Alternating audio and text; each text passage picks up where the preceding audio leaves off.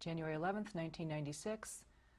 Interview with Reva Kibort, maiden name MANDELBAUM, interviewer Mary Koppel, city Minneapolis, Minnesota, USA, the language English.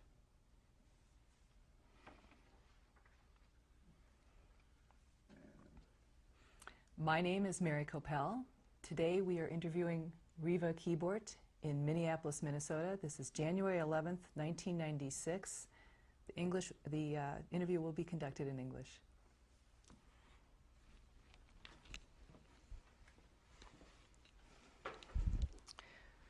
Now,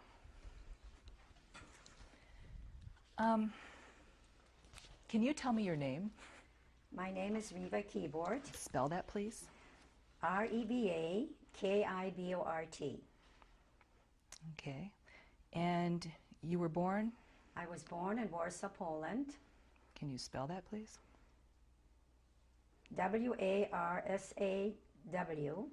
Poland, P-O-L-A-N-D. And your maiden name? My maiden name is Reva Mandelbaum. Can you spell that? M-A-N-D-E-L-B-A-U-M. Okay. Reva, when were you born? I was born March 4th, 1933. In Warsaw? In Warsaw. Okay. Tell me about Warsaw in the early, mid-30s.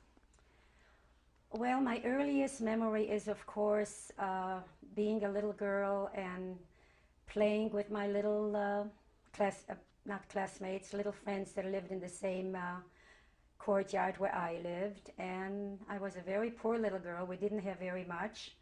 And I remember playing with little rag dolls and with little, whatever we could find on the streets to play with. And I had a family. I had a mother and a father, of course. I had 5 sisters and a brother, and they were all very loving to me.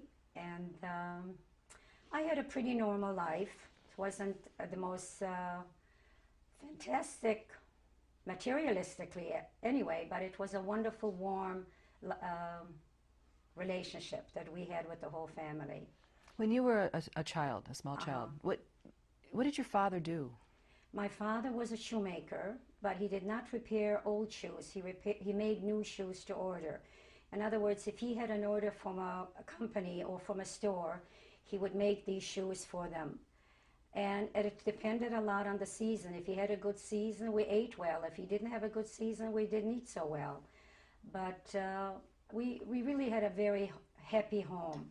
The home was always happy, and my mother really tried her best to have a warm home. Did you ever go with your father to work? Were you? No, my father worked at home. He had 2 men come in to help him work. The workshop was at home. And I remember my father, one year especially, 1938, that year somehow or other really sticks out in my mind, because for Passover, no matter how poor you were, you always somehow or another had shoes to wear and dresses to wear, new outfits. And I remember that my father made a beautiful pair of shoes for me. They were navy blue and red little tassels. And I will always remember those little shoes.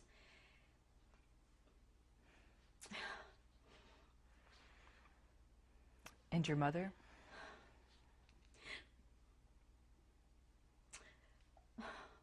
Those shoes actually, those shoes really carried me through the whole 2 years of the Warsaw Ghetto. My mother was mainly a homemaker. She worked very, very hard at home. And she tried to make everybody happy, I guess. I'm sorry, let's go back to those shoes. Those shoes, you carried them with you? No, the shoes I wore. I wore them throughout the ghetto, but I will always remember them. Of course, as my feet grew, of course, I had to get rid of them because they just didn't fit. But I will always remember those little shoes.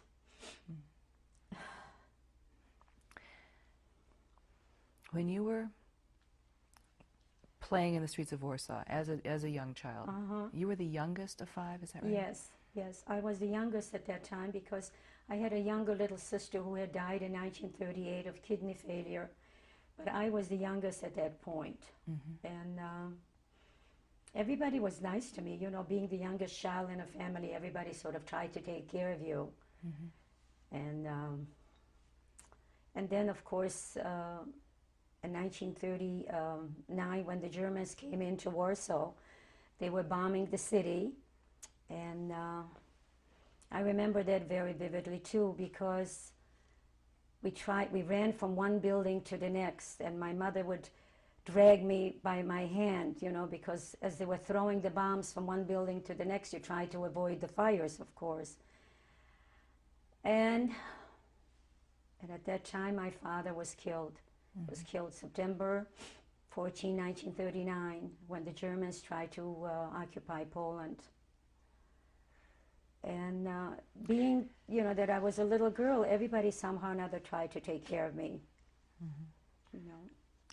When you were small, and this is still the mid-30s, what were the holidays like in your home? What was like Rosh Hashanah? What was that? Well, the main holiday that I remember, the most important holiday, is Passover. And I still have a great love for Passover because I still make a very festive time of it even now. I remember about Passover that we always used to sit around the table for the Seders, all my sisters and my brother and my parents. And somehow or another, by the time midnight came, when the Seder was always over, I was always asleep. And they had to wake me up, you know, and especially when we were letting Elijah into the house, they woke me up and it's time to get up. Our Seder was long, you know, and it was such a beautiful time and I loved it. I remember once going with my father to buy the matzah. And we used to buy the matzah and they came in round brown bags. They were round matzah. And I remember my father putting it away. We had at the house a wardrobe. You know, we did not have built-in closets, so we had wardrobes. And he put the matzah way on top. And he said, you cannot touch it, you know, till Pesach. And that somehow or another still sticks out in my mind. I remember going with him and buying the matzah. It was a wonderful time. And of course, you couldn't eat certain foods, you know, you had to eat. When you think about it now, you know, that you had to eat schmaltz with matzah. You couldn't have butter, you couldn't have milk. Nowadays, everything is so modernized that you can eat almost anything on Passover. But it was a festive time. And Rosh Hashanah, too. Every holiday was a very, very festive time. We made it, my parents tried to make it very festive for all of us. And that's why the holidays are so important to me. And I've made them important for my children, too. Did you have a lot of relatives around that would come? No, unfortunately, we had a lot of relatives, but we couldn't get together because everybody had their own seders, you know, and people lived far away, so that would mean you would have to drive on the holiday, and a lot of people would not drive. Actually, we didn't have cars, you know, it was a matter of taking a streetcar or something else. But no, it was mainly our own family. And then during the holiday, we would walk, either if it was walking distance, we would walk to their home. But it was always wonderful, just a wonderful time. Tell me about Friday nights in your home.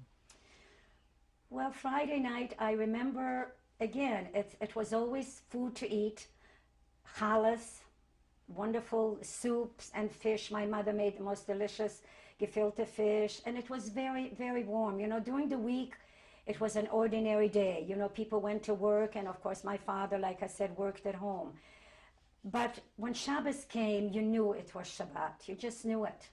Because the house was cleaned, the house was scrubbed, and there was a white tablecloth, and my mother made special food. It was wonderful. What did it smell like in your house? It was a warm aroma, you know. It was just, it's not only the aroma that you felt, it's the whole warmth, the whole feeling of being Shabbat. And by no means we were not considered very religious people. I mean, my mother kept a kosher home. My father did not work on Shabbat. He did not smoke on Shabbat. When he ate, he put on a hat. But yet, by nowadays, we were not considered an Orthodox family, but an observant family, a traditional family. And it was wonderful. It was wonderful. Thank God that I have all these good memories before all the bad ones started coming in. When you were a little girl and your brother and sisters went off to school, do you remember them talking about being in school? What was it like for them? Well, they would come home and, you know, mostly like any other students, they would have to do homework and they would talk about it. But they sort of left me to myself because I didn't go to school yet and I was playing with other things, collecting little stones outside or, you know, things like that. They really they didn't pay that much attention to me at that time when they were in school because they had their own friends, they had their own things that they were busy with. And your mother, what was her name? Her name was Pearl, Peru. And her maiden name was? Rochenschwalb, Peru Rochenschwalb. And your father's name? Chaim Leibisch Mandelbaum. When were you, as a young child, I mean, you were pretty young when the Germans came in. Yes. When do you remember things getting different? Did they talk about it, your parents? No, the first thing I remember about the Germans, actually I remember when they arrived into Warsaw. And in the beginning, you know, it wasn't so bad because I remember standing in line for food and they were dishing out soup and giving people bread to eat. And you know, we all thought, you know, they were nice. The soldiers seemed very nice. They gave, like I said, they fed us. And nobody thought that this hell is waiting for us. Nobody could have possibly imagined what these people would do to us. Nobody. So this was my first memory of the Germans. And, you know, things were pretty normal for about a year, I would say, till 1940. Things were normal. People were going on doing their own thing. And then hell broke loose, like we say. But even before 1940, in 1939, you said that it was the bombings began. Well, the bombings, yeah. Well, you know, my father was very interested in politics. And I think he knew a lot what was going on. And they were talking about it. The adults were talking about it. But, you know, being a child, you don't pay attention to it. You know, you just don't listen. After all, I was only like 6, 7 years old. But I know that my father was very interested in politics. And he used to talk with the other men and they, you know, saying what's going to happen and why it's happening and all of that. And then in 1939, actually, a lot of people were trying to escape to Russia. They were trying to leave the country. Friends of yours? These are friends of yours, people that you knew? Yes, people that my father knew. And as a matter of fact, my uncle, I have an uncle who left for Russia too, and he came and he asked my father to leave.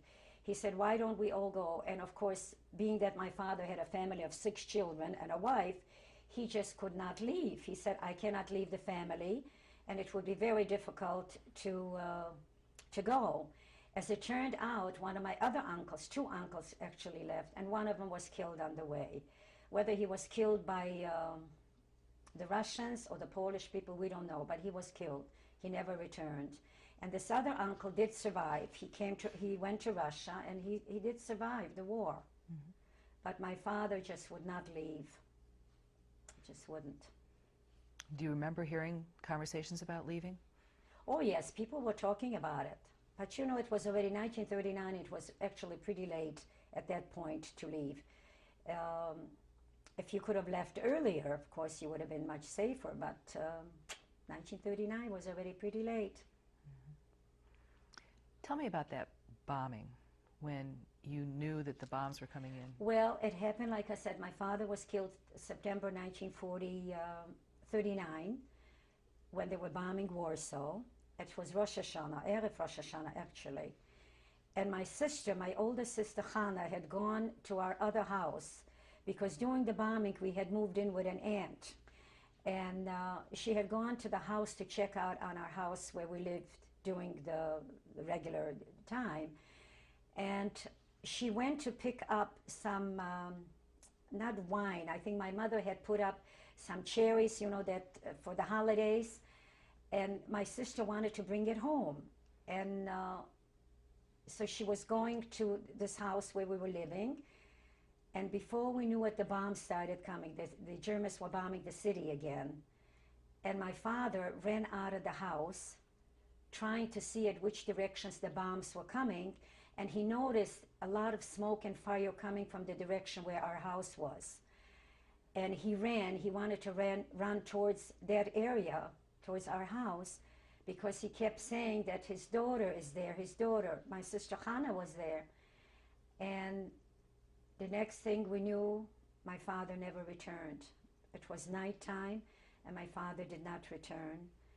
And the following morning, my mother and my oldest sister went out looking for my father. And because there were a lot of dead people on the streets that had died during the bombing, and an aunt of mine, which was also, her name was Hannah, my father's oldest sister, went out also looking for him. And they finally found him on the street.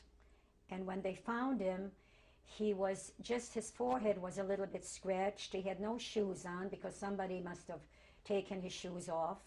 And all the identification that he had with him, everything was taken away. And he didn't look as though he could have either been trampled to death or he could have had a heart attack. We don't know. He was only 42 years old, so it's very unlikely that he had a heart attack. It more than likely was that either he was trampled because people were running. And they found his body, and then next day they had to bury him because according, of course, to the Jewish law, you have to bury them right away.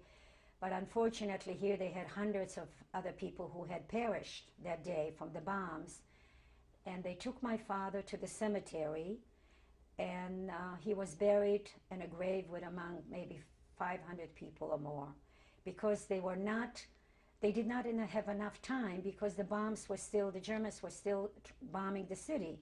So they had to bury the dead as fast as they possibly could, and therefore they buried him in a large grave. Mm-hmm. But I did not go to the cemetery because my mother thought I was too little and she didn't take me. So I actually never have seen it. I have not been, at that time I did not go to the cemetery. What about your sister Hannah? Did she My sister, my oldest three sisters went. My sister Masha, and Hannah, and Mindal. And I think maybe my other sisters went to the cemetery. The other young children, they didn't go. But Hannah did come home again. Oh yes, that my night. sister Hannah survived, absolutely. She came home. Mm-hmm. She was saved. And my father, he had a premonition that something was wrong, and he went out to look for his child like any normal father would. Mm-hmm. And he died. He paid for his with his life. So now it's your mother and 6 children. Mm-hmm. How did you cope for the next few weeks? Well, after the bombing were over, we went back to our house, and we lived there for a while. It was very, very hard for my mom. I remember my sisters, you know, when you don't have money and you don't have food, you will do anything. So my sisters used to go to the railroad, where they were bringing in coal, and we would steal the coal during, you know, we would catch on the train, and then we would sell it. And then, of course, some of it we would keep in the house to keep us warm. And you would do all sorts of things, you know. And my mother somehow or another tried to cope. We had very, very little food. Very little food. Mm-hmm. And that's how we managed. But at that time, my sisters still were going to school. Life turned to pretty normal. And then, of course, in 1940, again, that's what all this thing started again.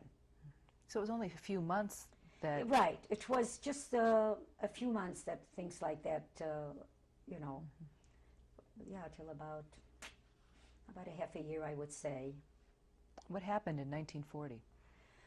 Well, I don't remember it clearly. As I said, being that I was so young, I don't remember a lot of the things exactly. I can only remember that we were told that we had to move out of that area, that we were being moved to a ghetto. I had never heard of the word ghetto till the Warsaw ghetto, believe it or not. And what they did, the Jewish community was organizing. They had organized a Judenrat. They had Jewish policemen. And an order was simply put out that you have to move within a certain area.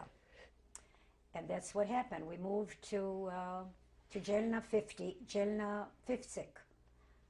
And my aunt lived there. My aunt, I had a very well-to-do aunt, and she had suggested that we move in with her. And it just so happened the area where she was at was considered part of the ghetto. And once they organized the ghetto, of course, the Jewish children were not allowed to go to school. My sisters all had to quit school. and our whole life was disrupted. Everything that we had, you could only take with you whatever you can carry. Everything, the furniture, whatever you had, everything had to be left behind. You could not take anything with you. And what they tried to do is try to put in so many Jews into a certain square, not square block, it was bigger than a square block, but that was mainly their objective, to put everybody together in one place. And it was very, very hard in the ghetto, very, very difficult. In the beginning, it wasn't so bad because they were still giving out pieces of bread, and they had rations, of course. So people tried to do whatever you can. There was a lot of black market. People all of a sudden started selling their possessions, trying to sell things, whatever they could for a little bit of money, you know.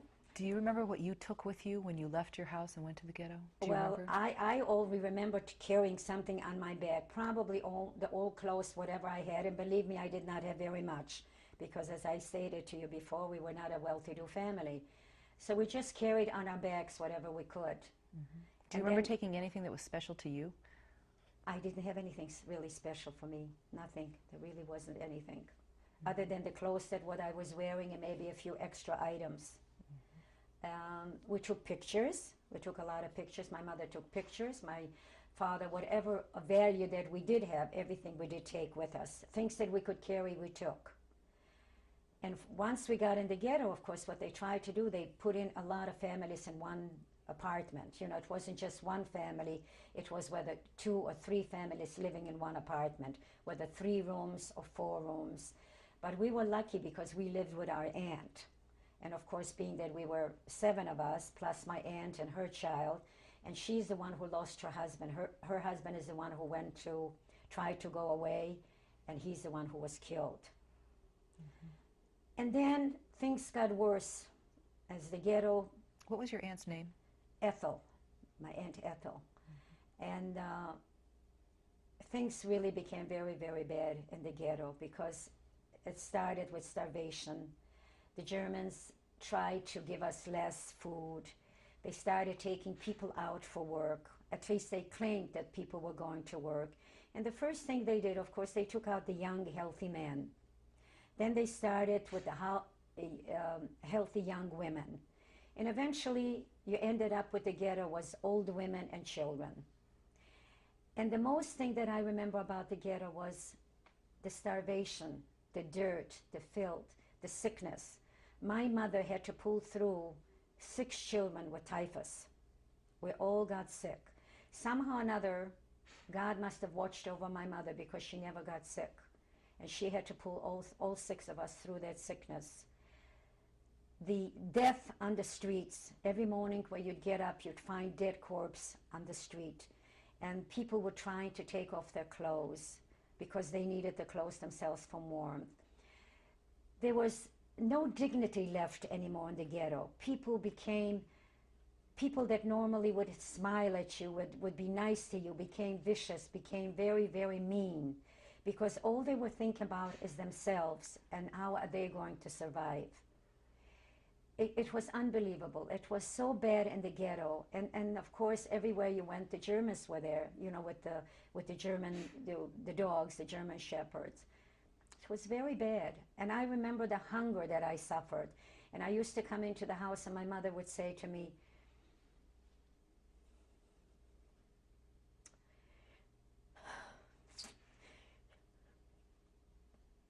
she said to me, "Go out and play." She said, "If you will play and sing a song, you'll forget that you're hungry." And my mother was only 39 years old, and you know what happened?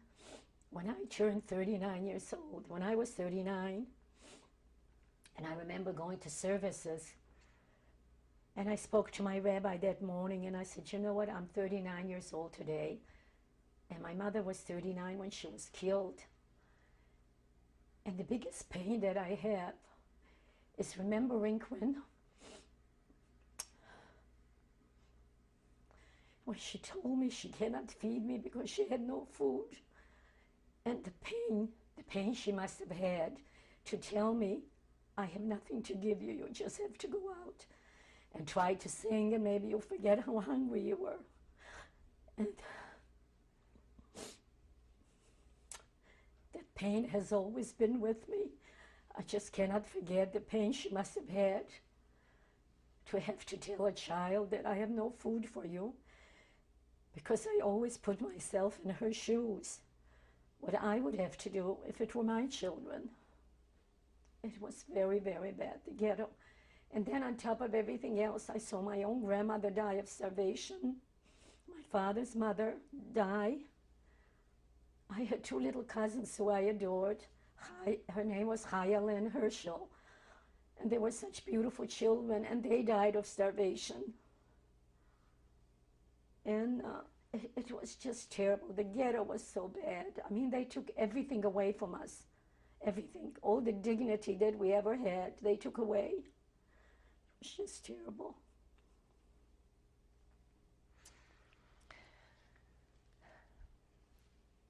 Break. Okay. Okay. Have something to drink.